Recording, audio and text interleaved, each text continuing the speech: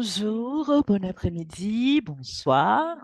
Oui, selon où vous voyez aujourd'hui. Soyez les bienvenus en personne et en ligne à notre première réunion collaborative internationale de personnel de santé. Je vais vous donner les statistiques d'hier soir et nous avons plus 380 enregistrés, 17 de l'Australie, un du Bahamas, 2 de la Belgique, un du Burundi, 260 du Canada, un de la France, un de Hong Kong, un d'Iran, 3 qui se joignent de la Malaisie, un du Mexico qui est en fait un Canadien qui est déplacé, qui est basé au Mexique, 4 de la Pologne, 2 de Portugal, 5 de la Suisse, 21 de Royaume-Uni et un de États-Unis. Je suis Humber Shaw et je suis très heureuse d'être ici parmi des collègues merveilleux de personnel de santé. Nous sommes donc en direct depuis Ottawa. Nous sommes basés à un territoire Anishinaabe et non cédé. Et je voudrais vous présenter Jeanne Kinesco. Enfin, elle s'excuse parce qu'elle ne va pas pouvoir être avec nous aujourd'hui. Et elle vous souhaite aussi la bienvenue. Je voulais tout simplement reconnaître cela. Pour ceux d'entre vous qui sont nouveaux à cette réunion collaborative de rapport de santé, c'est donc une réunion internationale qui s'est fait toujours avec le Canada, la Nouvelle-Zélande, l'Australie, et nous nous réunissons depuis 1996, d'abord en tant que collaborateur de force de travail de la santé, et en 2000, on a changé par le centre de rapport collaboratif. Vous vous posez la question pourquoi nous faisons cette rencontre en décembre à Ottawa? Eh bien, c'est parce que nous avons de fonds et nous voulons reconnaître que ces fonds vont être épuisés dans le temps. Donc, nous voulons parler avec nos sponsors. Nous voulons les remercier, les différents sponsors que nous aurons, qui vont parler cet après-midi sur les financements. Et merci de notre Institut canadien de financement. Et Cathy va présenter cela dans notre deuxième panel. Donc maintenant, je vais donner la parole. Nous allons plutôt passer à une tradition que nous avons dans cette réunion. C'est donc de dépêcher des pays. Quelles sont les dernières mises à jour qui euh, ont eu lieu dans nos différents pays? Et nous allons donner la parole à notre modérateur, Steve Slade. Soyez les bienvenus.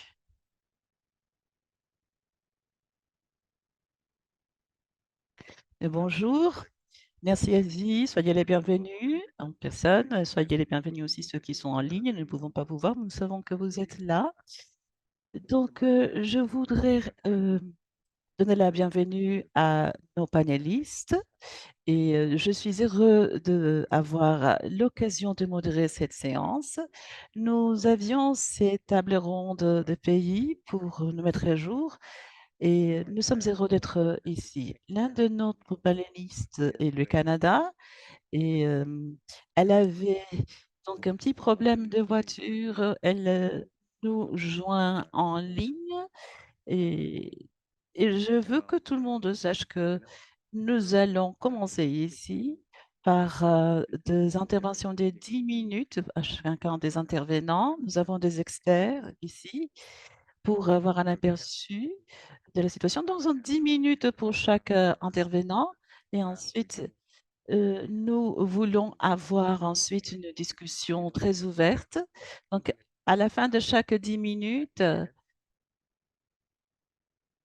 de chacun des panélistes, je vais vous demander s'il y a des questions, pas pour rentrer trop en détail dans tous les thèmes, mais si vous avez une question, par exemple, ce que signifie un acronyme ou un terme spécifique, donc euh, vous pouvez le poser, des questions courtes. Et si vous avez d'autres questions, on peut les laisser pour la portion de questions-réponses. Je ne peux pas voir les chats maintenant. Peut-être vous écrivez des questions maintenant, je ne peux pas les voir. Et Ashina va donc lire toutes les questions que vous allez poser. Mais donc, voilà. Et sans plus de préambule, je voudrais présenter notre première intervenante, Alessandra Lery, qui est la chaire de modélisation des soins de santé et de la main-d'œuvre de London South Bank University. Merci beaucoup. Merci. C'est vraiment un plaisir d'être ici. Merci de l'invitation. Je vais partager mon écran. Donc, j'espère que vous pouvez voir mon écran. Oui, je suis basée à Londres. Nous travaillons dans tout le Royaume-Uni, dans différentes industries, y compris les soins de santé. Nous avons différentes perspectives de beaucoup de nos collègues parce que nous nous centrons sur l'interspace des travail de santé et de l'industrie. Donc, une petite introduction, si vous n'êtes pas familiarisé avec notre système, nous avons donc 4 pays, beaucoup d'employés. Nous avons notre service nationalisé et donc nous avons différentes organisations. Au cours des 10 dernières années, nous avons une économie de libre marché très compétitive.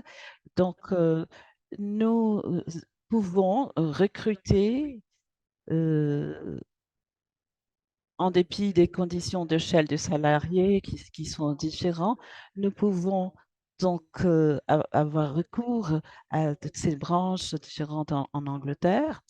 Et nous sommes le plus gros employeur. Le NHS emploie presque 50% des infirmières certifiées et Santé et maladie est l'un des employeurs les plus importants du Royaume-Uni. Par exemple, 1% de la population sont euh, des infirmières, assistées par des infirmières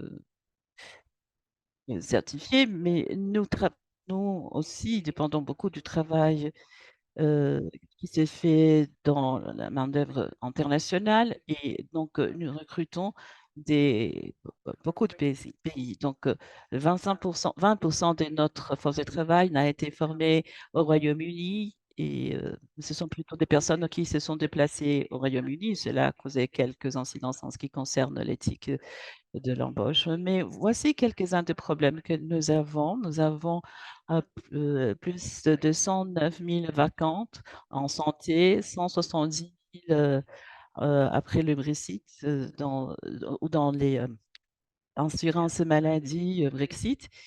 Nous avons un système qui est fondé sur des aides sociales, mais c'est un peu différent par rapport à l'Irlande du Nord. Nous avons 170 000 vacances aussi dans le service d'assistance sociale et nous avons beaucoup des problèmes à, à partir du Brexit. Nous avons eu donc une population très large de l'Europe de l'Est qui travaillaient au Royaume-Uni, qui voulaient migrer. Et bien sûr, cela a impliqué que ces personnes se déplacent au Royaume-Uni. Et nous avions aussi des restrictions de paiement parce que la plupart d'employés sont d'accord à dire que selon les conditions, le paiement dans le secteur a été supprimé ou est devenu moins attrayant. Donc, nous avons vu l'année dernière comment les membres quittaient leur travail, faisaient la grève. Et nous avons eu une grève en janvier, la plus longue que nous avons eue de toute l'histoire. Et nous sommes en train d'encourager une politique, nous avons été soumis plutôt à une politique d'austérité au cours des dernières 12 années et un modèle de finance qui encourage des paiements très bas. Et, et cela a eu un impact sur la main-d'œuvre du personnel de santé. Donc, et parfois, nos membres doivent jouer différents rôles. I Non, ce n'est pas le rôle traditionnel, mais d'autres. Et et nous avons aussi eu la création de 75 nouveaux postes de travaux et cela, c'est un peu confus aussi pour les personnes. Et donc il y a beaucoup de confusion, beaucoup de chaos, heu, mais nous avons vu également, par rapport à la sécurité, quelques conséquences et maintenant,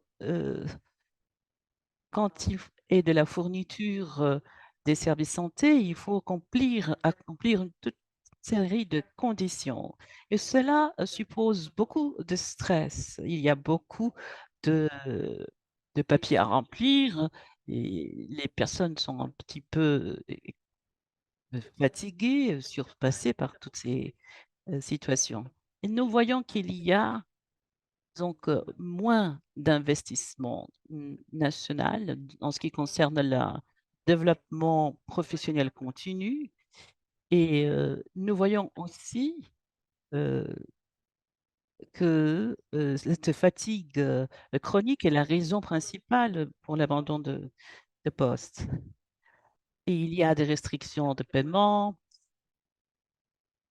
Les personnes, s 70 sont, de femmes, surtout dans l'infirmerie. Heu, Nous voyons que cela peut représenter un avantage, mais il y a aussi une situation, d'inaction. Les femmes qui travaillent, par exemple, la plupart d'entre elles qui travaillent, heu, sont donc, hem, impactées par toutes ces situations de régression, salariale et aussi elles ont moins, de manœuvres par rapport à la possibilité d'exercer de rôles de leadership. Il y a eu aussi, beaucoup de harcèlement. Il y a eu, des cas, par exemple, dans notre expérience, nous avons vu beaucoup de ces problèmes qui se posent de façon régulière et qui portent atteinte, à leurs droits. Donc nous avons le devoir, de répondre à tout cela, mais c'est une question, assez pressante que les travailleurs sont auxquels les travailleurs font face. Donc, voici quelques statistiques. Dans le Royaume-Uni, nous avons une communauté des infirmières qui date depuis de 140 ans. L'Institut royal, l'Institut de la Reine a donc dispensé des formations aux infirmières et et ce que nous pouvons voir ici, nous avons 3 types de travailleurs. Nous avons les infirmiers registrés en dessus, nous avons, les, personnels de support au milieu et nous avons en bas, des personnes qui ont des qualifications spécialisées.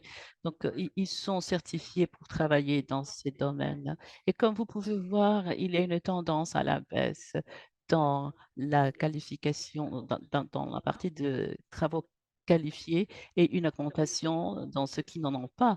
Donc, même si nous ne sommes pas en train de perdre des infirmières certifiées, nous perdons des personnes avec des, qualifications spécialisées et il s'agit des domaines tels que la santé mentale, l'autisme, l'invalidité et les personnes qui s'occupent des nouveau-nés.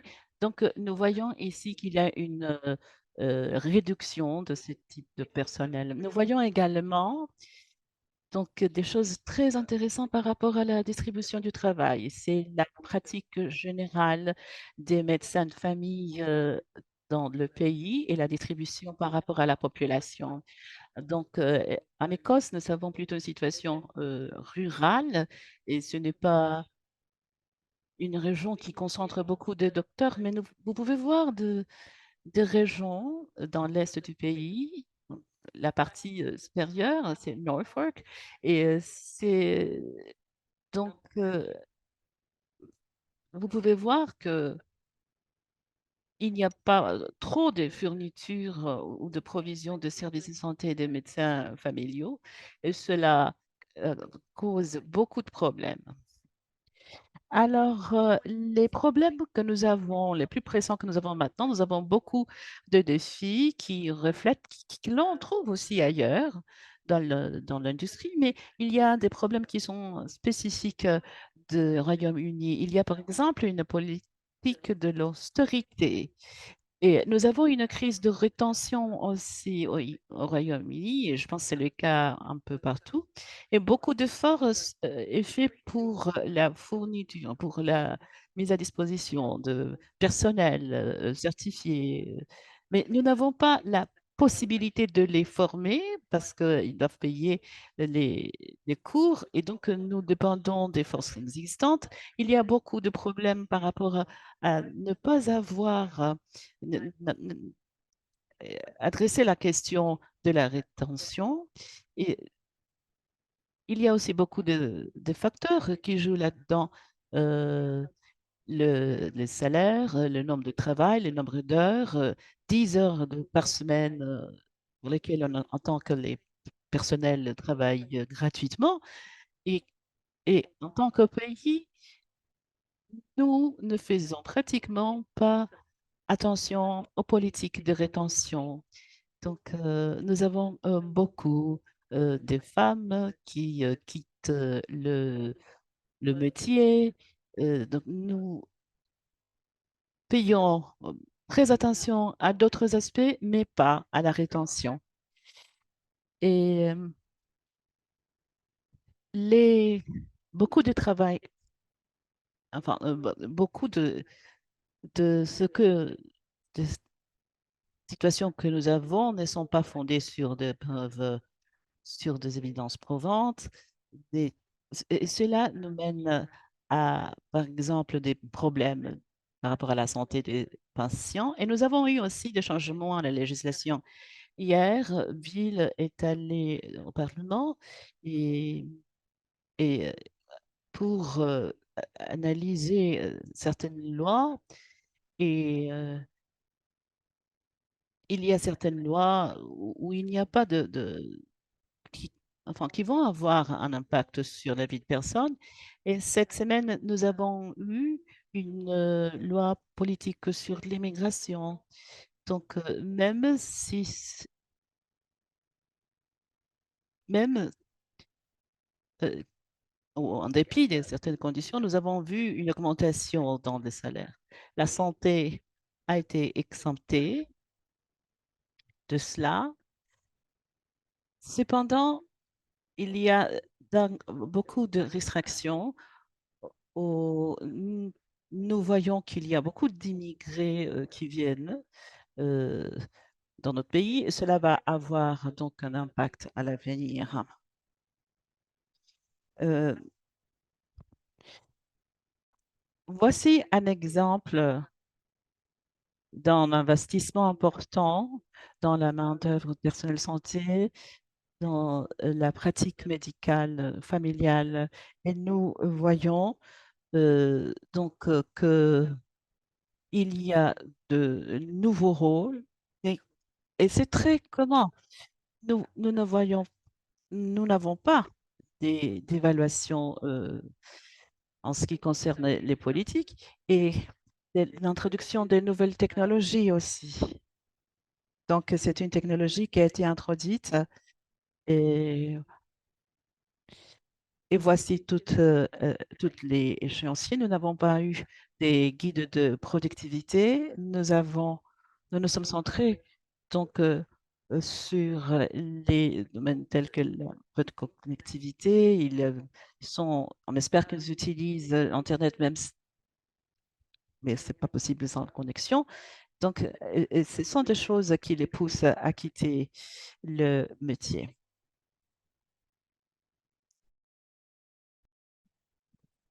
Je vous remercie de votre attention.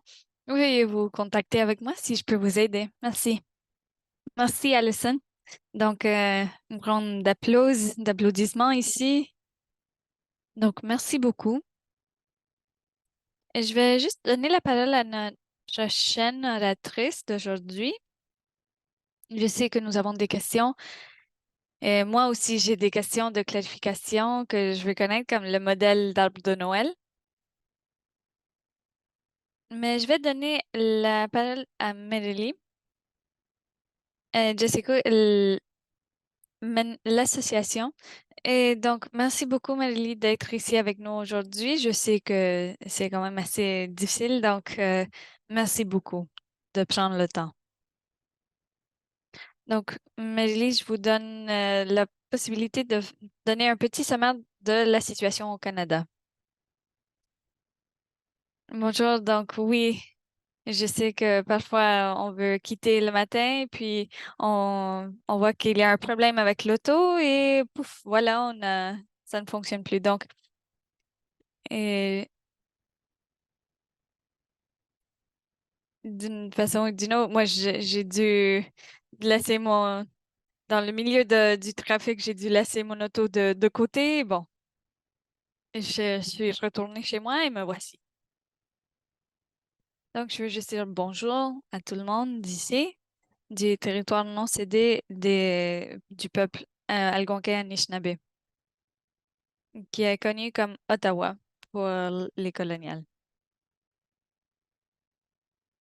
Je veux aussi demander à tout le monde dans cette session aujourd'hui, je vais demander à mes ancêtres de m'accompagner et ceux qui m'ont apporté à ce monde.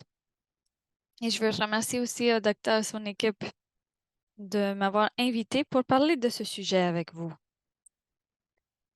Et donc, Miigwech. Sur ce, je suis chef de l'Association des infirmières et nous sommes une organisation de santé qui existe depuis longtemps au pays et ça va faire 50 ans maintenant que nous existons en 2025. Avant l'année 1960, on n'était pas reconnu comme une entité qui méritait à avoir une organisation.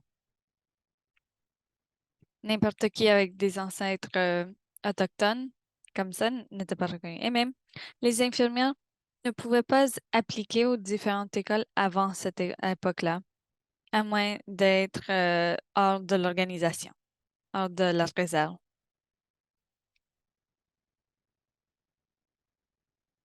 Cette situation a commencé à changer maintenant, mais c'est quand même assez complexe. Nous avons une carte complexe de comment nous pouvons voir la force de travail au Canada. Donc, j'aimerais mentionner ce que Sina Ashley fait. Nous sommes la voix des Premières Nations, Inuits et le peuple métis au Canada.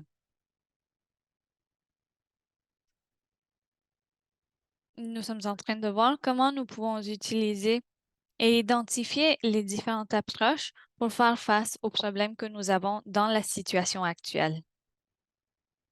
Comme vous êtes peut-être conscient, les médias ont leur propre version des choses et de comment faire face à ceci et comment présenter ceci à notre pays et au monde entier. Et donc maintenant, nous avons un problème qui a mené à perdre un peu nos employés.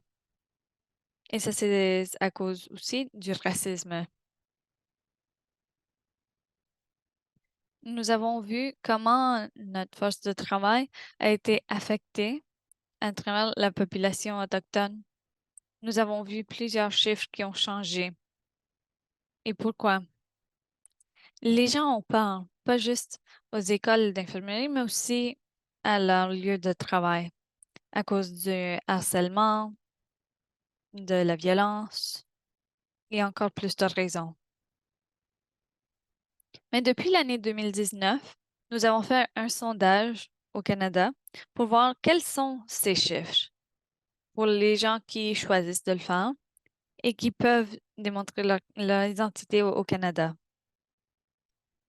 Nous savons maintenant que nous sommes au moins 12 000 infirmières autochtones dans le pays. Ceci n'inclut pas les LPN des autres catégories d'infirmières. C'est juste pour les infirmières enregistrées. Nous regardons aussi des autres catégories comme les gestionnaires ou les leaders d'infirmerie. Et nous avons vu encore une fois certains doutes. Quand nous regardons ces structures, nous avons vraiment une structure de gouvernance complexe. Nous représentons les Premières Nations, les Inuits, les Métis, mais nous sommes aussi responsables de répondre à notre leadership autochtone. Donc, pour les Premières Nations, l'Assemblée des Premières Nations. Pour les Inuits, au nord du Canada, le Inuit Tanatami. Pour les Métis, le Conseil des Métis du Canada. Donc, ça va de côte à côte à côte. Avec ces chiffres en tête, nous sommes environ un peu plus d'1 million de personnes autochtones au Canada. Mais comme partie du service de santé, nous représentons un 0,0004%, il me semble. Et vraiment, c'est incroyable. Et c'est pour ça que nous voyons les problèmes que nous avons. Et c'est pour ça que nous avons vu aussi les problèmes en 2020. C'était trop de travail pour les infirmières. Ceux qui travaillaient aux réserves, ils étaient limités là. Ils ne pouvaient pas quitter. Ils travaillaient 24 heures sur 7 avec des ressources limitées. Donc, pourquoi est-ce qu'ils ont quitté? C'est quand même assez facile de voir. Nous avons aussi une structure de gouvernance très grande pour le gouvernement du Canada. Et nous travaillons avec nos partenaires fédéraux. Et c'est à ce point-là que nous travaillons avec nos partenaires provinciaux et territoriaux. Donc, en nous regardant la Nouvelle-Écosse, les territoires. Et vous dites pourquoi? Parce que nous avons une obligation fédérale et nous avons une deuxième obligation envers les provinces et les territoires. Un des problèmes que nous avons dans notre secteur, c'est la, la situation d'identification. Nous avons vu dans les médias des gens qui arrivent, qui sont humiliés en public, comme des faux identifiants. Donc, nous recevons beaucoup de problèmes dans notre travail. Des gens qui disent, moi, je veux pas identifier comme ça, je pourrais perdre mon travail. Et ils vont dire que je suis ici parce que je suis indienne et c'est pour ça que j'ai mon travail. Et la liste continue.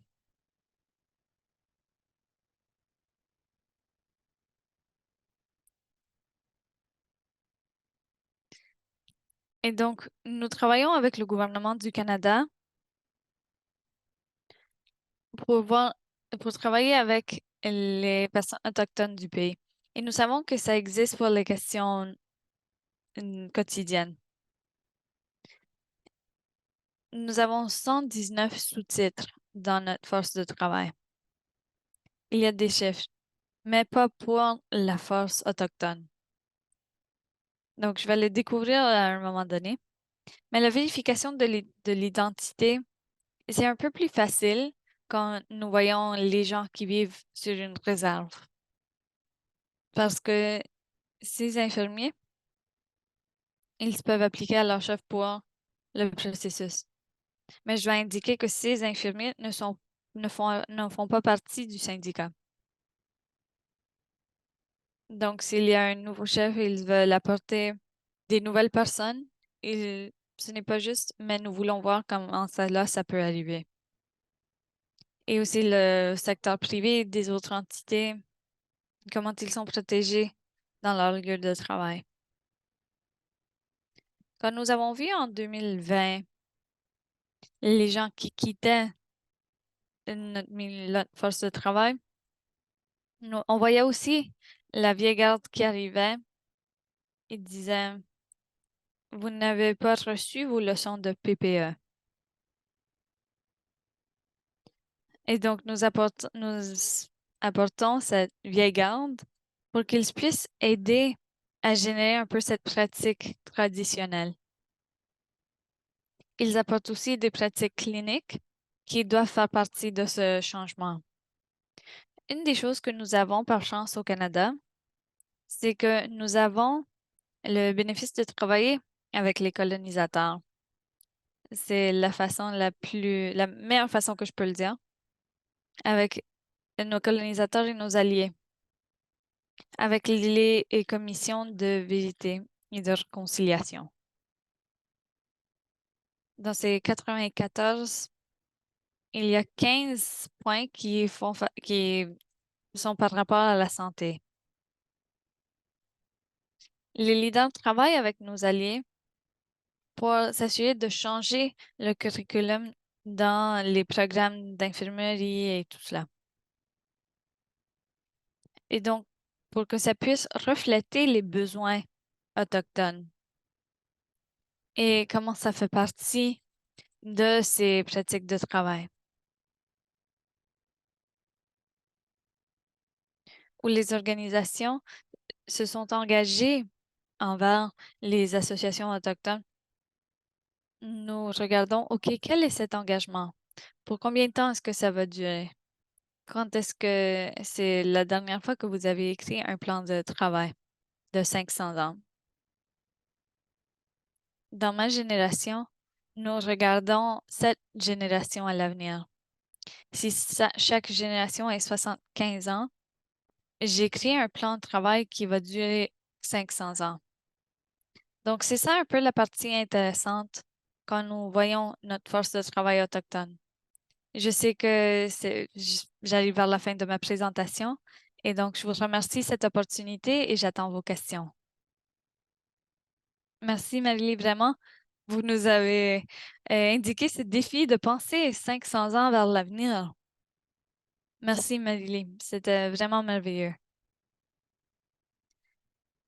Je me suis rendu compte que nous n'avons pas encore de temps pour les questions de clarification, mais il me semble que ça va être utile de passer par les premières présentations. Et comme ça, nous pouvons après recevoir les questions des gens en ligne et dans la salle. Et donc maintenant, Ruth Kering, qui est la chef de planification de santé en Tasmanie. Merci beaucoup d'être ici avec nous à cette heure folle pour vous, mais merci beaucoup de m'avoir invité aujourd'hui juste pour donner une petite présentation de notre force de travail. Mais en tout cas, je me trouve en Tasmanie et je veux respecter les ancêtres traditionnels de ce territoire et reconnaître les peuples autochtones de la Tasmanie.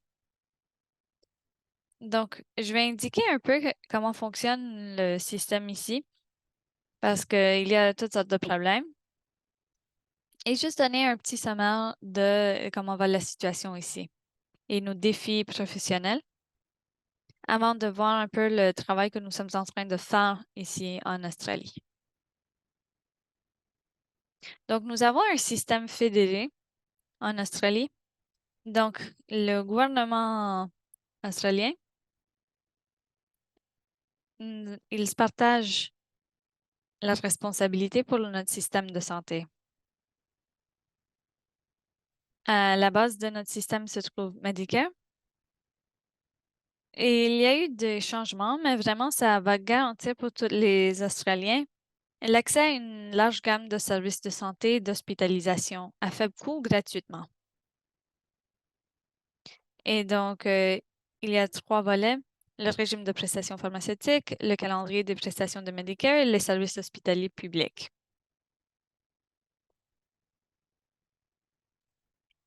Pour appuyer tout ceci, nous avons besoin d'une architecture qui peut respecter cette structure fédérée et qui représente un engagement envers la santé des éducations. Donc, ça inclut aussi un groupe de travail sur les personnels de santé. Et nous avons aussi un forum du chef de santé qui va représenter chaque juridiction et nous allons avoir un cabinet national.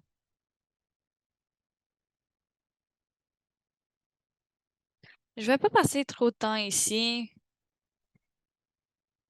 mais avec les questions de l'OCDE, mais vraiment, nous dépensons plus que la moyenne. Nous avons moins de lits dans les hôpitaux, mais 71% de la population est satisfaite de la disponibilité de soins de santé. Nous avons vu des dépenses qui peuvent créer des inéquités à l'accès à la santé. Donc ici, nous voyons l'équivalent à temps complet par 100 000%.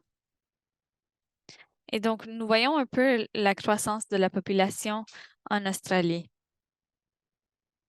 Et nous pouvons voir en 2021-2022. Et nous voyons aussi qu'est-ce qui se passe dans nos professions alliées. Il y a toutes sortes de réformes en Australie et il me semble que tout ceci peut mener à cette croissance. Et donc, tout ceci, c'est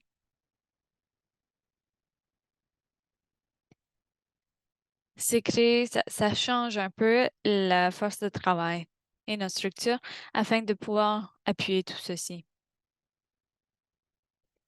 Et vraiment, tout ceci, nous le voyons surtout dans le secteur privé.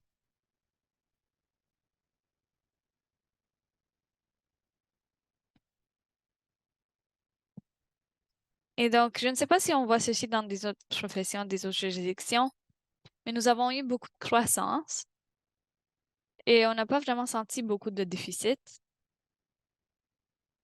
Nous avons toutes sortes de défis dans notre milieu de travail et on peut reconnaître que vraiment notre structure professionnelle ne s'est pas transformée avec le temps pour faire du sens à la situation actuelle.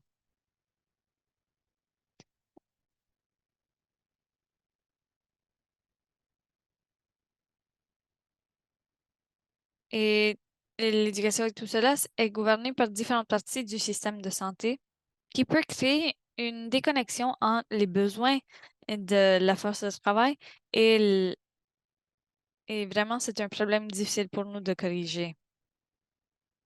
La migration internationale des professionnels de la santé, et ça entravant la capacité d'attirer et recruter des IHP de manière opportune et rentable.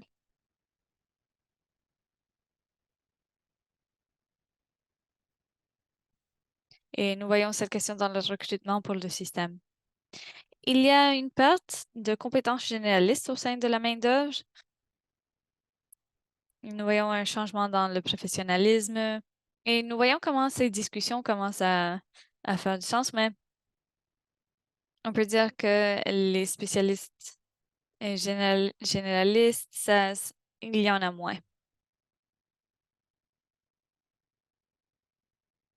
Bien sûr, la santé mentale, le bien-être, la culture d'entreprise continue d'avoir un impact sur la rétention de la main-d'œuvre. C'est pour les Premières Nations pour construire cette force de travail. Donc, c'est la planification ici en Australie.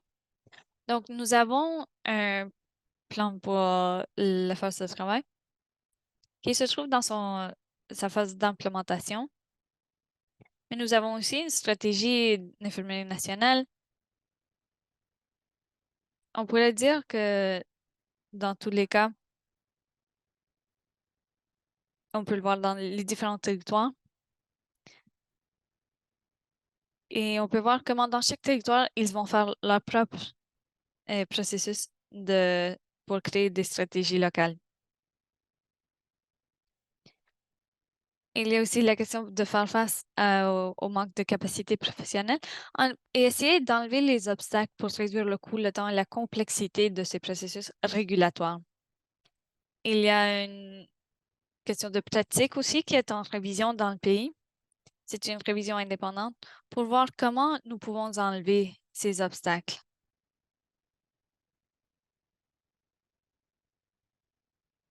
nous sommes aussi en train de travailler pour voir comment nous pouvons comprendre les opportunités pour réformer cet espace. Et finalement, je vais juste indiquer un plan qui est ici en Tasmanie.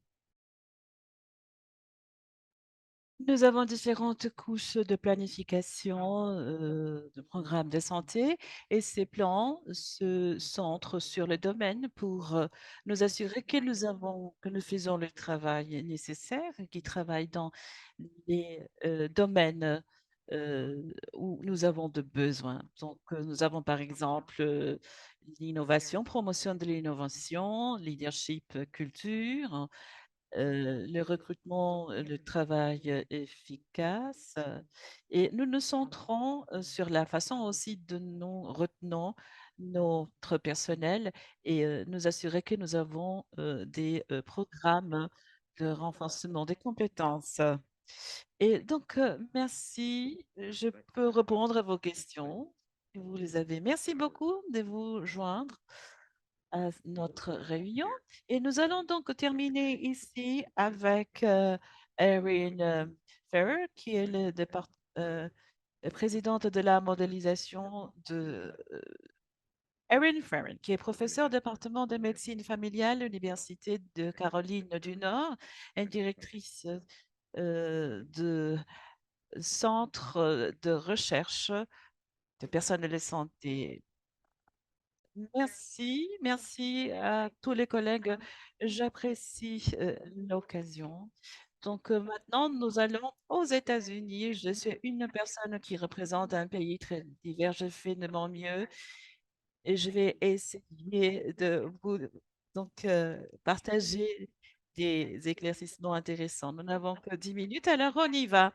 Le premier facteur que nous allons étudier, c'est que nous sommes en arrière par rapport à vous en ce qui concerne les risques des disparités. Vous êtes tous familiarisés avec ce graphique qui montre que nous dépensons aujourd'hui euh, 80% du PIB et cela est lié au fait que nous dépensons beaucoup dans les soins médicaux et moins dans la maladie santé. Et c'est une approche récente que nous avons aux États-Unis. Et nous avons vu un déclin de l'espérance de vie selon les dernières données qui nous montre que ces numéros ont diminué de façon significative. Ici, les Américains sont dévastés, ont été dévastés par la COVID, ont perdu 6 ans d'espérance de vie seulement dans la période de la COVID. Et voilà, pour notre population africo-américaine, la situation a encore été plus sérieuse. On ne peut pas lire la une des journaux sans lire sur l'accès aux, euh, aux soins primaires. Vous voyez que dans les autres pays, beaucoup plus est dépensé dans ce secteur et l'infrastructure est plus développée ailleurs. Et aux États-Unis, nous essayons de faire le même, mais nous avons des pénuries importantes dans le secteur qui réduisent l'accès des personnes aux soins médicaux. Et ça fait longtemps que les médecins américains essaient de se mettre à jour, d'avoir de meilleures conditions en total. Mais si nous voyons donc les données par rapport aux médecins de soins premiers, nous voyons qu'il y a une réduction aussi. Et comment? Nous avons de nouveaux médecins qui s'unissent au personnel santé et ces pratiques consistent à des diagnoses, des traitements. Et l'effet, c'est que la proportion des visites médicales fournies par les deux systèmes ont augmenté de 25% aux États-Unis, surtout les soins de santé. Mais il y a aussi toute une variété de choses que nous voyons dans les soins primaires. Il y a une discussion sur le rôle des soins de santé et de l'assurance maladie. Donc, comme vous le savez, l'assurance maladie est un autre point très important aujourd'hui. Et il y a un changement dans les discours par rapport au type de travailleurs de santé dont nous avons besoin. Est-ce que nous sommes en train de former le personnel pour produire de la santé? Donc, nous nous avons commencé à donc élargir cette portée pour inclure d'autres professionnels. Et les États-Unis, notre politique de paiement est très intéressante. Et nous avons donc, comme vous le savez, nous n'avons pas de l'assurance universelle. Nous avons seulement pour les personnes plus de 60 ans et à faible revenu. Mais maintenant, nous pensons à tous les services qui peuvent être remboursés. Par exemple, comment est-ce que nous pouvons payer par l'intégration de la santé communautaire? Comment pouvons-nous payer pour la santé mentale, les traitements? Donc, ce sont des services qui sont en train d'élargir les fournisseurs qui peuvent fournir ces services. Donc, nous avons différents professionnels, des consultants d'opérateurs. Ils sont heureux de pouvoir s'intégrer et il faut donc faire le suivi des choses qui vont se passer aux États-Unis parce qu'il y a beaucoup de changements. Un de nos orateurs nous a parlé de cela et c'est quelque chose que j'ai beaucoup aimé du système. C'est que il y a des systèmes différents, mais il y a des problèmes en commun. Et aux États-Unis, nous voyons que nos forces sont syndicalisées, elles deviennent de plus en plus fortes. Et vous pouvez voir qu'il y a des rapports qui sont publiés régulièrement sur le personnel santé et leur expérience. Et ils disent se sentir vraiment angoissés par l'excès de travail et ils savent que ces conditions ont un impact sur leur pratique et ils ne recommanderaient pas ce métier à personne. Donc, nous savons qu'il y a eu des grèves des infirmières à New York qui ont augmenté leurs actions et il y a eu un article sur New York Times très récemment sur la façon pour laquelle les docteurs et les pharmaciens s'étaient rebellés, s'étaient révoltés. Parfois, euh, on ne penserait pas que le médecin participerait à des grèves, mais maintenant, ils le font. Et ils se sentent donc très touchés par la situation. Alors, c'est un travail que nous avons fait où nous avons fait une projection par rapport aux forces de santé. Nous l'avons fait pendant la COVID et nous avons aussi fait une comparaison par rapport à la fourniture que nous recevons.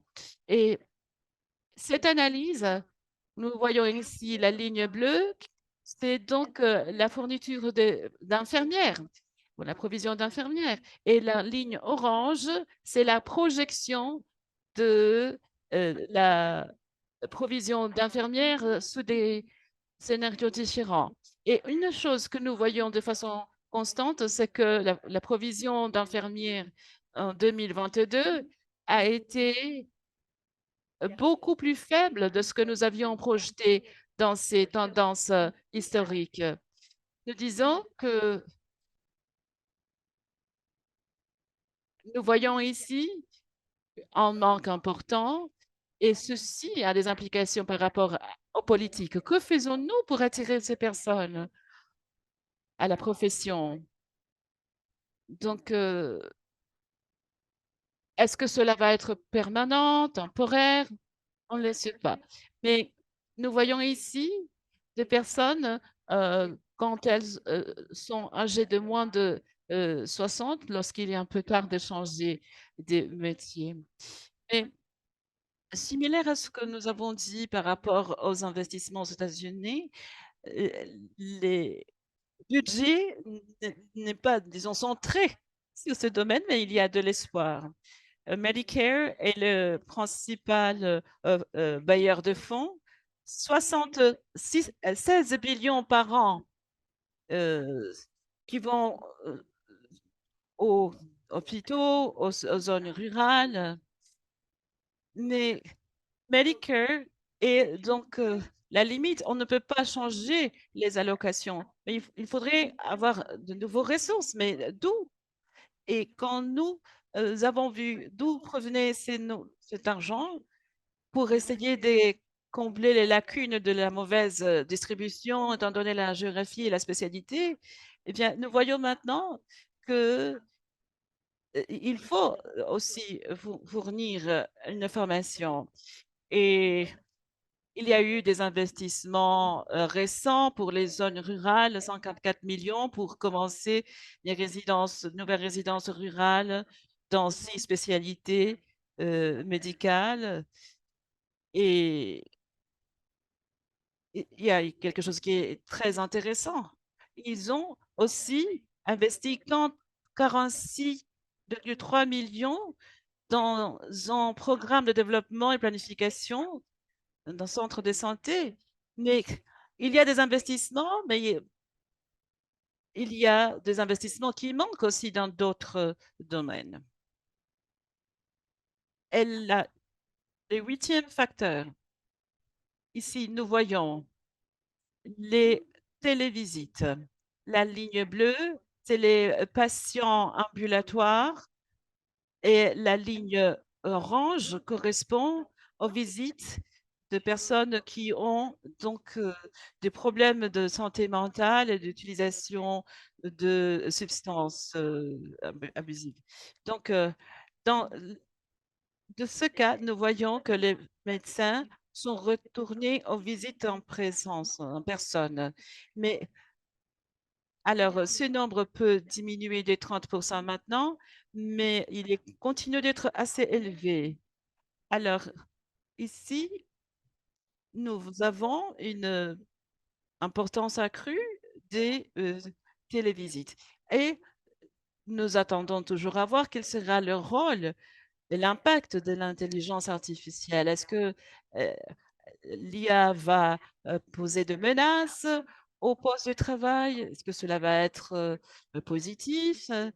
Donc, à l'Université de Washington, je vais vous donner des informations. Là, ils font un rapport, une étude pour commencer à comprendre comment l'intelligence artificielle aura un impact sur la santé. Et le neuvième facteur des États-Unis qui a reçu beaucoup d'attention politique, c'est l'effet de Dobbs sur l'accès à la santé reproductive. Et ceci a eu un impact considérable. Un hôpital d'Idaho a dû euh, abandonner les services obstétricaux en disant qu'il y avait des pénuries et qu'il y avait moins de naissances et qu'il y avait un climat politique.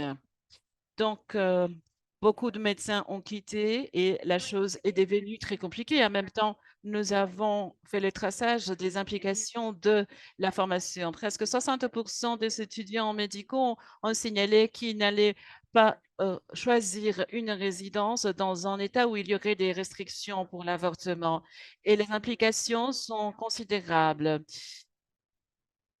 et les exigences continuent d'augmenter. Par exemple, dans mon État, la Caroline du Nord, les patients doivent avoir beaucoup de documents d'autorisation. Et donc, il y a toute une question de portalisation de ce domaine de l'avortement, comme vous le savez. Et la deuxième chose que je voulais vous partager, c'est qu'aux États-Unis, nous voyons une augmentation de la concurrence dans les services et fournitures de soins de santé. Nous voyons beaucoup la présence du secteur privé, l'utilisation de la technologie pour la fourniture de soins de santé.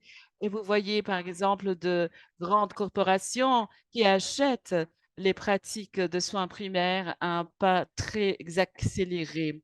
Et je ne sais pas si vous avez vu qu'Amazon a annoncé aussi euh, c'est un exemple classique de ce qui se passe aux États-Unis. Ils ont lancé un programme pour services de soins de santé primaire et il y a un journal qui nous parle récemment de la raison pour laquelle tout cela se passe. Et la raison, c'est parce que il peut y avoir des accueils, il peut y avoir des avancements et des profits.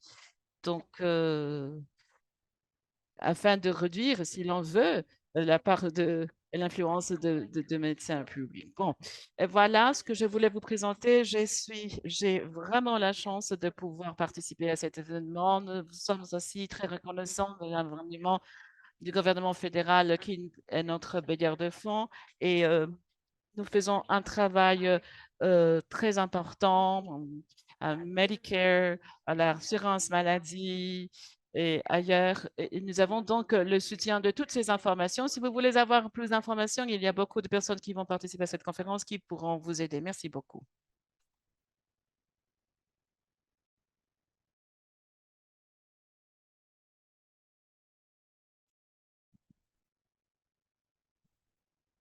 Erin, il me semble que je vous ai jamais vu parler d'une autre façon, mais vraiment, c'était fantastique. Merci à toutes nos présentatrices.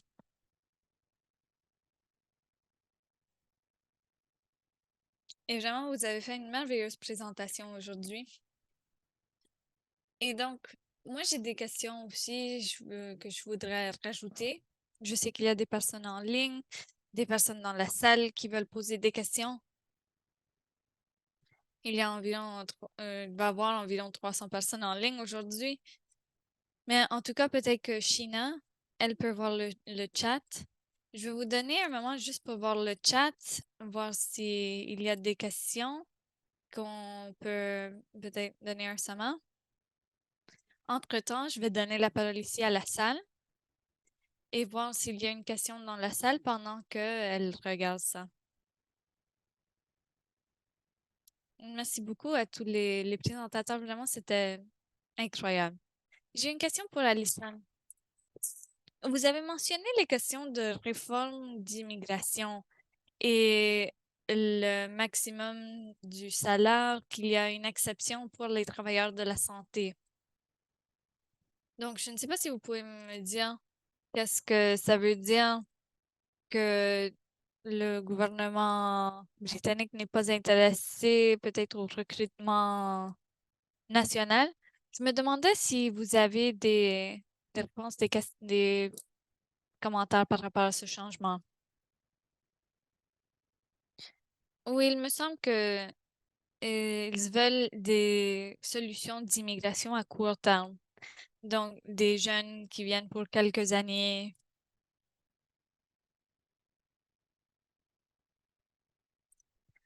Et donc, le maximum, c'est 38 000, ce qui laisse environ 43% de la force de travail hors de cela. Donc, je crois que ça exclut aussi le travail social. Nous avons aussi un grand déficit. Donc, il me semble qu'il y a une question par rapport à la valeur de ces travailleurs.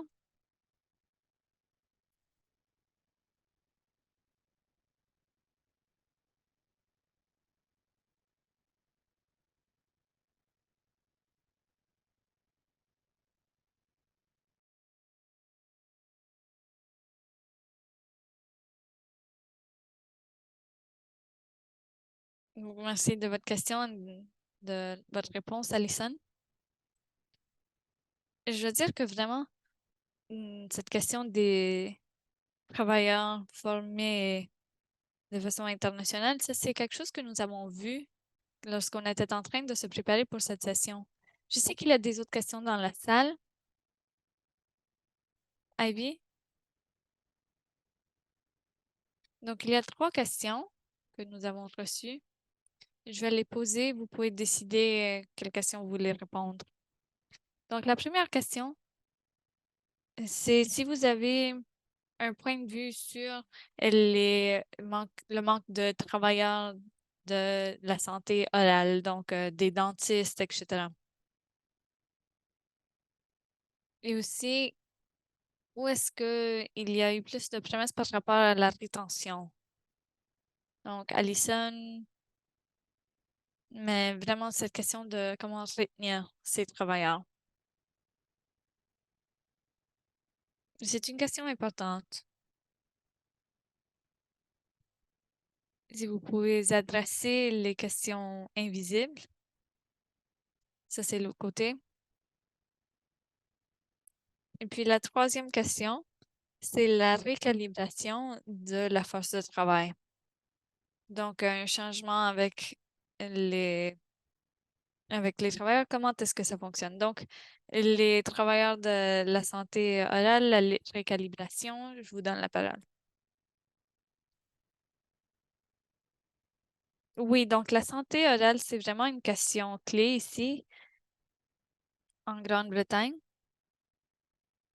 Et donc, ceci est donné à cause du programme qui existe. Ils ne veulent pas donner des services pour la NHS. Et donc, il y a les, les gens qui font les choses eux-mêmes. Il y a aussi des incidents des enfants qui ont besoin de des chirurgies orales à cause d'un manque d'attention. Vraiment, la rétention, c'est un peu la question normale. C'est une question de travail possible ou flexible. Ça, c'est quelque chose de vraiment très important. Donc, en nous voyant les gens qui peuvent avoir des offres flexibles, c'est là où nous voyons une meilleure attention. Et c'est quelque chose qui se reflète dans la force de travail en général.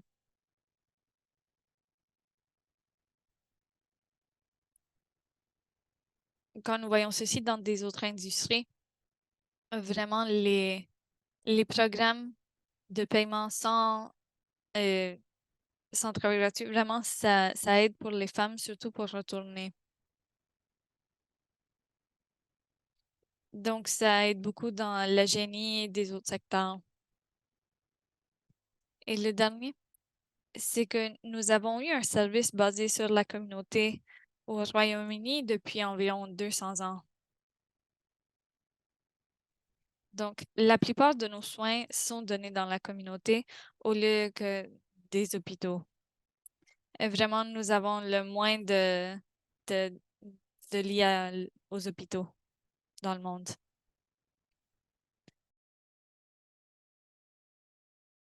Merci, Alison. Cette question des circonstances de travail, Marie-Lie, en tout cas,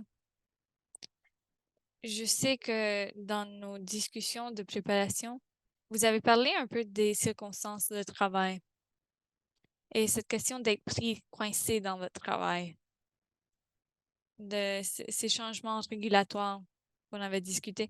En tout cas, si vous pouvez faire une petite réflexion et Ruth, Erin, si vous voulez répondre aussi à ces questions-là, mais Marie-Lie, merci. Donc, vraiment, ici au Canada, nous avons un mélange de OK, qu'est-ce qu'on fait? Et la question, c'est OK, comment est-ce que on peut changer les choses sans perdre les parties plus importantes? Et c'est là où ça devient difficile parce que nous voyons les gens qui quittent et qui sont essentiels. J'aimerais dire que j'ai les chiffres que mes collègues ont mentionnés. Si je pouvais avoir 30 000 infirmières ici au Canada, vraiment, peut-être que la situation pour la santé autochtone, ça serait différent. Nous essayons de travailler dans ce cadre régulatoire et je dois faire attention parce que vraiment, il y a plusieurs infirmières qui doivent penser, il faut être innovatif et il faut prendre une approche traditionnelle mélangée avec ce monde occidental sans causer de problème.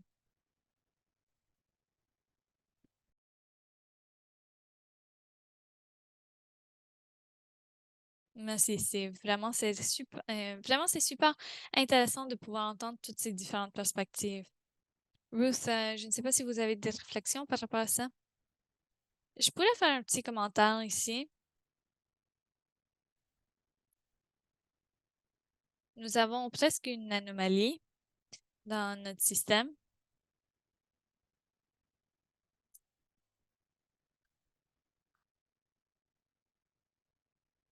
Nous avons des services de dentistes, quelques services publics pour les gens qui sont éligibles, mais en général, ça fait partie du côté privé de notre système de santé. Et donc, ça veut dire qu'il y a quand même assez de inéquité par rapport à l'accès aux coûts et tout cela. Donc, il me semble que vraiment, c'est une des questions clés, surtout à ce moment, avec les coûts qui augmentent, ça diminue l'accessibilité à ces services. Donc, c'est une partie quand même intéressante de notre système ici en Australie. Quant aux travaux de rétention, il me semble qu'on ne se concentre pas beaucoup sur ça. Au moins dans ma juridiction, nous avons quelques programmes pour le personnel, mais ça ne fait pas vraiment partie du système. C'est un programme plutôt exclusif. C'est pour peu de gens et ce n'est pas vraiment une option connue pour les gens. Et je crois que je vais juste laisser là. Moi, je parle de la perspective comme quelqu'un qui fait de la recherche, mais nous voulons changer un peu cette narrative. On veut montrer aux législateurs, parce que quand on va aux législateurs, là, ils se disent, OK, il faut créer une nouvelle école. Et vraiment, c'est bien de les montrer avec des modèles que cela, ça va juste augmenter ceci de façon incrémentale. Vraiment, c'est cette question de rétention. Et donc, il me semble qu'il faut vraiment changer cette narrative. On ne va pas pouvoir éduquer pour sortir de ceci. Il faut vraiment retenir et que les gens puissent retourner. Il faut vraiment penser à comment est-ce qu'on peut créer une politique pour toute une carrière. Comment est-ce que on peut faire que quelqu'un plus jeune retourne au travail? Peut-être avec des promesses de leur repayer leur éducation. euh, Bon, en tout cas, cela, ça peut. Comment est-ce qu'on peut avoir ces gens, avoir ces différentes approches? Ce qu'on essaie de faire aux États-Unis, c'est de avoir plus de preuves de quelle de ces politiques fonctionne pour quelle sorte de travailleurs, pour quel âge, pour quel genre. Donc, il me semble qu'il nous manque les preuves et il me semble que c'est une question que nous voyons dans ce panneau aujourd'hui. Nous avons un centre à l'Université d'Albany à New York. Et vraiment, nous regardons ces questions de thérapie dentale, mais aussi est-ce qu'on peut changer un peu cette formation pour que ça se trouve dans la communauté où les gens l'ont besoin. Donc voilà un peu ma réflexion sur ça. Donc merci beaucoup tout le monde. Je vois des mains levées ici dans la salle. Il me semble Arthur.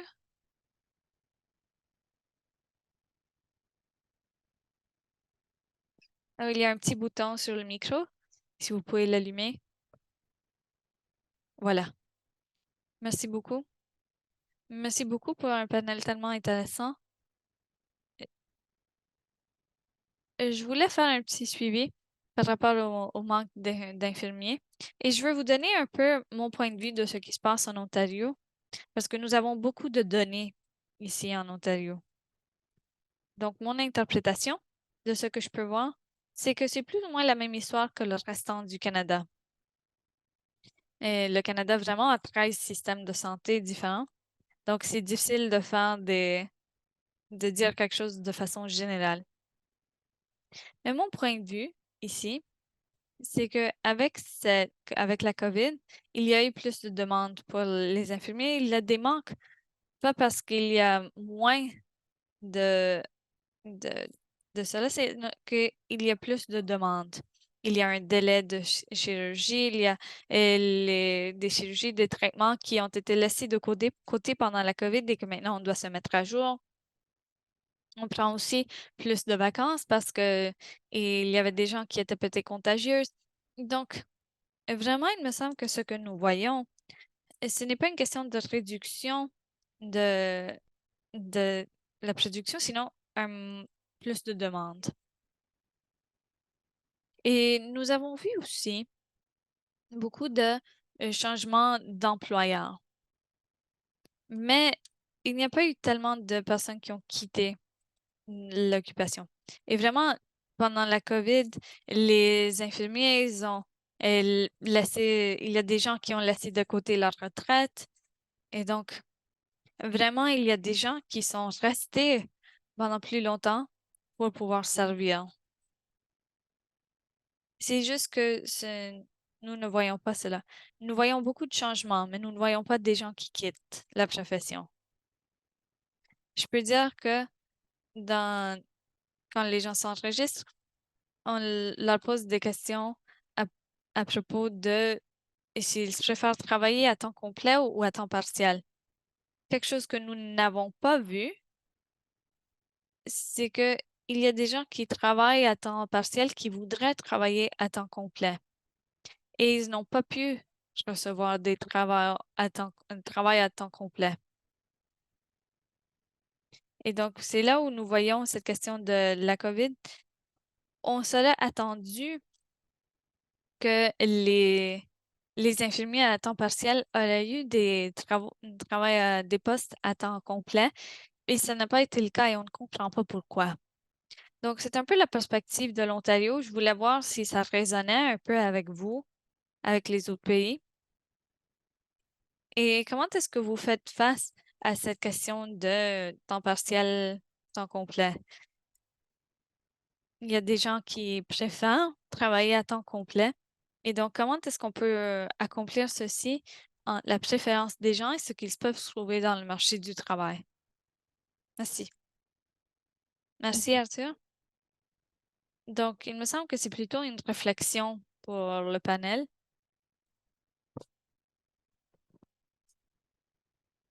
Moi, je peux participer. Et j'allais juste dire que du point de vue du Canada, ces points-là, Arthur, ça dépend des coûts obligatoires. S'il y a un système qui a déjà fait tout ce qu'ils peuvent, étant donné ce qui est disponible en termes d'argent pour les employés à temps complet ou pour un salaire complet, ils ne peuvent pas travailler à temps complet. Et donc, quelle est la priorité comme employeur? Est-ce que vous donnez un service ou est-ce que vous êtes juste en train de vendre les chiffres? Et c'est ça un peu les questions quand nous voyons les situations urbaines et rurales. Mais ce n'est pas quelque chose auquel on prête attention. Merci.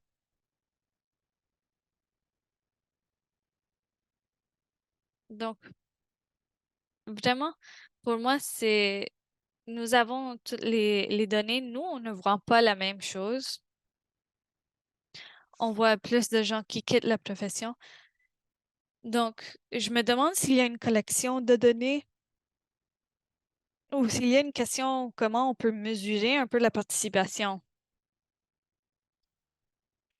Mais il y a un point ici par rapport au travail à temps complet ou à temps partiel, c'est que un point important, c'est pouvoir avoir cette flexibilité horaire. Et donc, ce que nous voyons, c'est qu'il y a des compagnies qui sont en train de créer des liens entre les travailleurs et les employeurs qui disent, OK, moi, je veux travailler ces heures-ci et ils sont en train de créer cela. Donc, nous voyons aussi cela. C'est intéressant.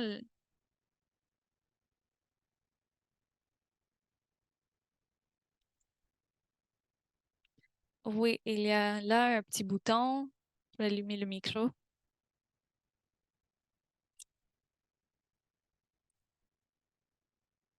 Oui. Donc, pour donner cette flexibilité dans les horaires et avoir plus de gens pour qu'ils puissent augmenter leur nombre d'heures et avoir plus d'employés à temps complet, peut-être que la télémédecine, ça serait une stratégie qui pourrait augmenter aussi l'accessibilité à la santé dans les zones rurales. Mais en parlant des didactiques, une des barrières, c'est qu'il faut être enregistré. Donc, en Ontario, il faut être enregistré dans votre région. Donc, si vous voulez donner des soins dans des autres provinces, vous devez être enregistré dans le collège de la province où se trouve votre client. Donc, peut-être vous êtes à Ottawa. Si vous voulez donner des services en Ontario, au Québec et une autre province, mais vous devez vous enregistrer dans chaque collège séparément et payer tout cela. Donc, ça serait une barrière pour que les professionnels de la santé puissent donner leurs services dans des autres régions. Et donc, je me demande s'il y a des meilleures pratiques, des façons dont on peut améliorer cet accès. Merci.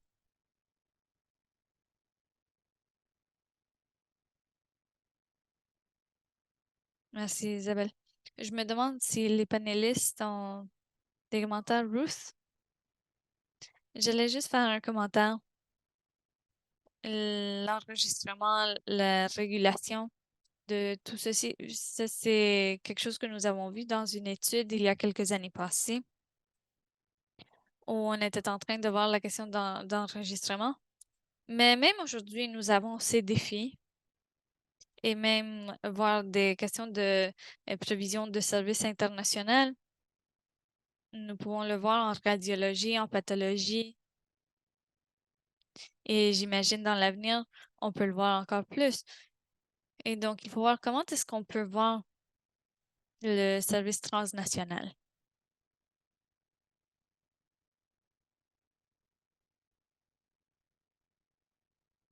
Donc, est-ce que je comprends que ça s'applique à toutes les disciplines de la santé et du travail social? Parce que vraiment, ça serait incroyable. C'est la première fois que j'entends quelque chose comme ça.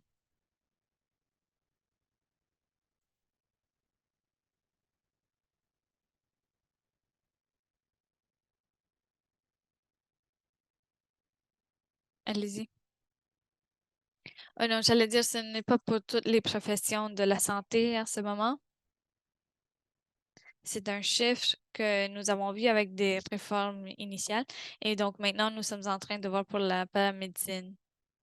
C'est quelque chose qu'on est en train de voir pour l'avenir. Pour des autres professions, pour les professions de la santé, il y a des mécanismes avec les associations professionnelles. L'enregistrement, ce n'est pas le mot, mais ouais, c'est génial. Oui, vraiment, c'est incroyable parce que l'Australie, je sais que vous êtes vraiment très avancé comparé au Canada ou même des autres pays pour centraliser ce processus d'enregistrement.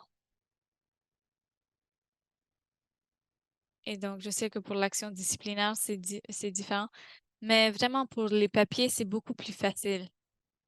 Je sais qu'il y a des questions en ligne, donc je vais donner la parole à Ivy. Oui, juste pour noter que notre première session ce matin, nous allons parler de la réglementation. Donc, Peter Brooks a posé une question à propos de la perte de capacité généraliste. Et si vous croyez que ceci va augmenter les soins de peu de valeur, étant donné que les spécialistes jeunes donnent des soins de moins de valeur. Et nous avons aussi une question de André Gariepi. Il considère les entités gouvernementales qui considèrent l'équité et l'efficacité des pratiques d'enregistrement. Et Ruth, vous avez déjà mentionné cette question de centralisation. Mais cette question de l'équité des pratiques d'enregistrement, et si vous avez quelque chose de semblable dans votre pays, et bon, voilà.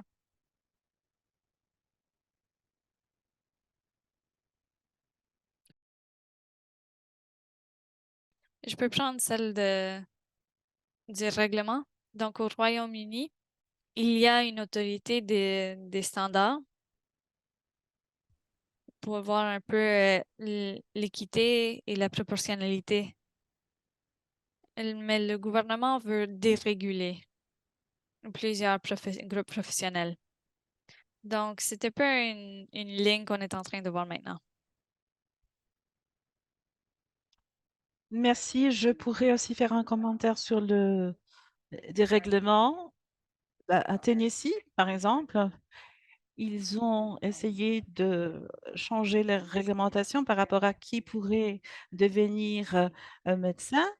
Donc, ils sont en train de changer les conditions pour faciliter la pratique et pour que ce soit aussi complètement certifié. Les États-Unis ont beaucoup de mal pour le changement de législation, mais je pense que pour nous, ce n'est pas seulement la question de la prolifération des, des professionnels dans le secteur, mais aussi à la question de la crise dans les soins primaires. Les personnes n'ont pas accès aux soins préventifs. Cela pose énormément de problèmes et cela signifie une faiblesse importante dans les systèmes et la fermentation. Personne ne fait leur coordination de système et cela augmente les prix. Effectivement, les soins sont beaucoup plus chers aux États-Unis qu'ailleurs. Donc, si vous voyez la distribution, par exemple, des médecins familiaux, ils sont mieux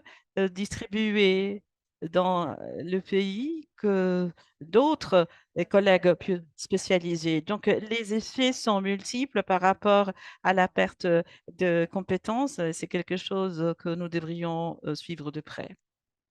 Je dois vous dire que oui, je pense que c'est un discours très intéressant. Et j'ai vu quelques commentaires de panélistes. Alison, vous avez parlé de l'intensification du travail du personnel de santé. Erin nous a parlé de changements de médecins qui font les soins primaires et d'autres praticiens. Et vous avez parlé aussi de la portée de la pratique en Australie. Au Canada, nous avons un paradigme euh, fondé sur l'éducation des compétences de base. Nous avons une tendance à segmenter, à définir, à morceler et nous sommes toujours en train de mesurer et nous voulons savoir ce que les professionnels font. Et il y a des raisons pour cela pour comprendre, pour planifier, pour pouvoir travailler ensemble en tant qu'équipe. Nous voulons savoir les choses spécifiques et beaucoup de ce que vous avez dit est lié à la capacité d'adaptation quand il s'agit d'expertise générale ou d'expertise spécialisée. Moi, je travaille pour les collèges de médecins du Canada et nous parlons aussi des résultats obstétricaux et des maladies, mais nous parlons aussi de l'adaptabilité, que c'est un élément en lui-même, c'est une habileté qui devrait être cultivée dans les familles ou la communauté de médecins. Voilà. Comment pouvons-nous résoudre cette tension entre voulant être clair par rapport à ce que nous faisons et ce que les autres font, et avoir aussi cette flexibilité dans le personnel de santé pour pouvoir leur permettre de s'adapter aux circonstances et en même temps optimiser leurs ressources. Donc, je ne sais pas s'il y a l'un des panélistes qui pourrait nous parler de la façon de résoudre cette tension. Si je peux y aller en premier, dans les plateformes autochtones, eh bien, c'est ce que nous voyons tous les jours, hein. Nos compétences doivent être générales, on doit pouvoir être un peu de tout. Parce que quand vous voyez l'environnement dans lequel nous travaillons avec les Premières Nations, eh bien, on n'est pas une infirmière de 8 à 5, on est une infirmière 24 sur 24 heures. Et voilà, c'est la réalité. Et nous avons à avoir des compétences générales pour pouvoir affronter tout cela. Et je n'aime pas parler de cette étiquette généraliste, mais c'est l'environnement qui nous a contraints à cela. Et malheureusement, les ressources limitées que nous avons. Donc, vous devez toujours penser en dehors de la boîte, hein. S'il y a un problème particulier, euh, l'infirmière doit donc envisager toutes les possibilités qu'elle a. Donc, je ne sais pas comment nous pouvons réduire les effets négatifs, mais nous devons essayer de faire notre mieux pour notre profession et en faveur de nos patients pour qu'ils ne soient pas dans une situation difficile. Merci. Je ne sais pas si quelqu'un d'autre dans le panel souhaiterait faire une contribution. Oui, je pense que la pratique, l'application de toutes ces compétences et ces connaissances sont moins valorisées que les aspects techniques. Et voilà, les soins de santé, ce sont des êtres humains qui s'occupent d'autres êtres humains dans les sciences de la santé. Il y a toujours ces types de considérations, d'expertise. Et nous subissons beaucoup de toutes ces théories de la gestion des soins de santé des années 80 et ensuite de l'approche assez industrialisée du processus qui veut tout mesurer pour augmenter la productivité. Et je crois que beaucoup de problèmes que nous avons dans la pratique, eh bien, sont liés à ceci. C'est mon opinion personnelle. Merci beaucoup, Alison. Je pense que cela reflète un peu l'attention dont nous parlions. Et peut-être maintenant, je voudrais donner la parole à Ruth. Et les dernières minutes que nous avons, si vous pouvez, s'il vous plaît, réfléchir sur les 3 dernières minutes qui nous restent, réfléchir sur ces aspects de manière assez générale. Oui, je pense que nous avons été un peu éloignés du travail du généraliste et nous avons tendance aussi à la spécialisation de nos soins. Mais cela ne nous donne pas, nous, les travailleurs de santé, les outils pour nous attaquer, par exemple, à des maladies chroniques dans une population vieillissante. Je ne dis pas qu'on ne peut pas faire les deux choses. Nous sommes dans des environnements où nous pouvons faire des choses merveilleuses avec les soins de santé. Et nous avons aussi, dans des domaines très spécialisés, la possibilité de travailler avec des professionnels avec des compétences assez spécialisées. Mais nous devons, en tout cas, créer et donner du support à nos à nos personnels de santé qui est confronté à des situations très complexes vis-à-vis de la population vieillissante. Et donc, je pense que nous avons besoin des deux, mais nous devons nous assurer que nous faisons tous les efforts nécessaires pour que les fruits sont sentis auprès des communautés. Merci beaucoup de vos réflexions parce que vous êtes. Merci la façon dont vous l'avez présenté par rapport à la vision des responsables des comités. 30 secondes pour la prochaine. Oui, nous avons parlé de la spécialisation, mais nous devons être aussi souples. De... Notre personnel devrait être souple et adaptable selon les besoins de la communauté. Cette flexibilité est très importante. Ça fait partie de compétences de l'individu et de l'environnement dans lesquels nous devons travailler, et que ce soit dans les soins primaires ou ailleurs, c'est fondamental pour le travail que nous voulons faire. Merci beaucoup, Erin. Merveilleux. J'aimerais qu'on ait J'aurais aimé avoir plus de temps, mais en tout cas, je tiens à vous remercier pour cette séance d'ouverture très productive. Et en dernier mot, nous allons donc quitter la réunion. Vous devez vous connecter à une autre réunion, mais nous allons faire en tout cas un petit résumé. Et parce que dans les commentaires que vous avez faits, il y a des choses c'est sur, euh, qui coïncident et j'espère que nous allons pouvoir présenter un résumé intéressant à partir des commentaires et des questions qui ont été posées. Merci beaucoup. Merci à tous nos panélistes.